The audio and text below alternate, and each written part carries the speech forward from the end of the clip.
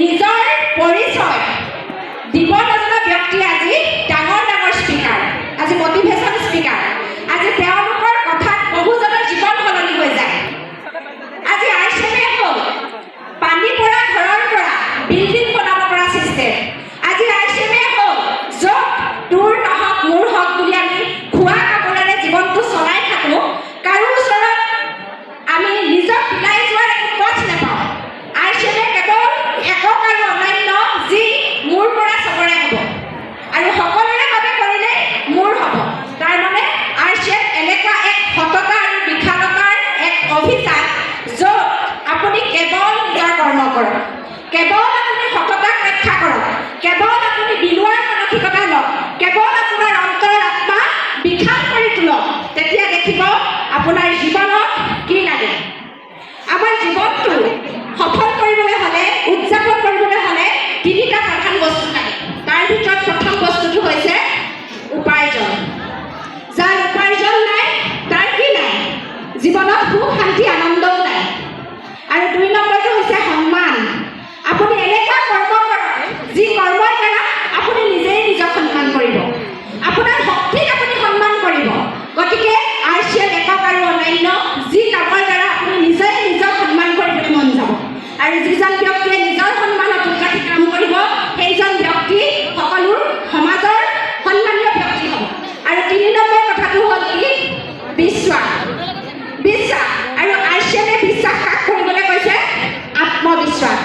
নিজক বিশ্বাস কৰক, উপাৰ্জন কৰক, সন্মানীয় হৈ উঠক আৰু নিজক বিশ্বাস কৰক। দেখিব আপোনাৰ জীৱনটোত কেৱল সুখ শান্তি আৰু সমৃদ্ধিৰে বিয়পি পৰিছে।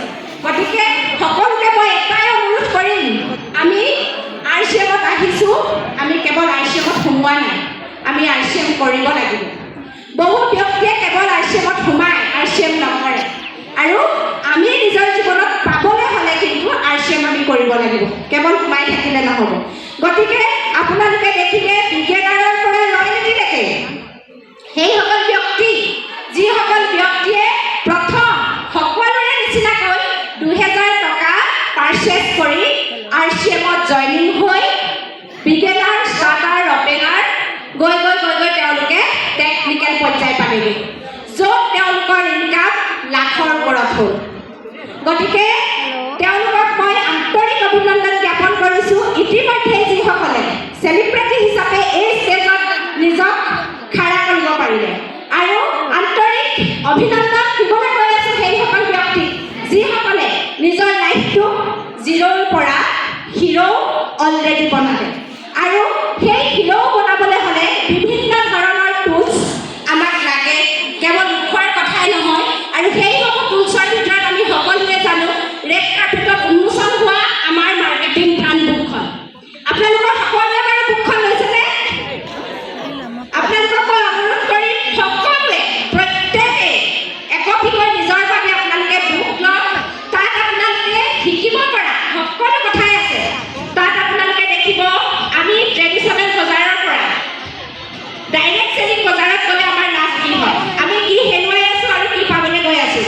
তাত আপোনালোকে দেখিব কোনটো পিনত আপোনালোকৰ কিমান ইনকাম হ'ব, কিমান আপোনালোকৰ কমিশ্যন বাঢ়িব। তাত আপোনালোকে দেখিব প্ৰত্যেকটো প্ৰডাক্টৰ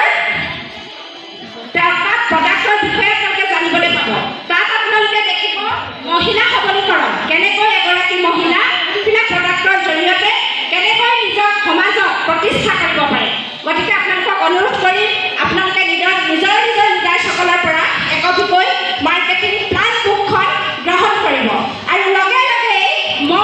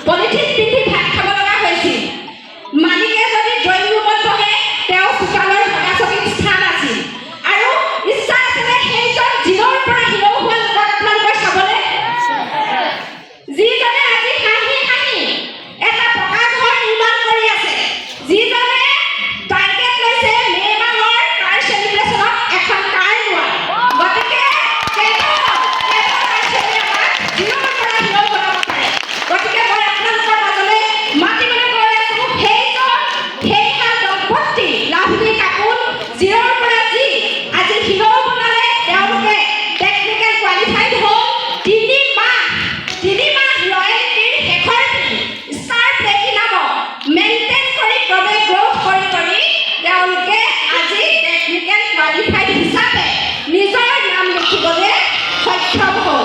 গতিকে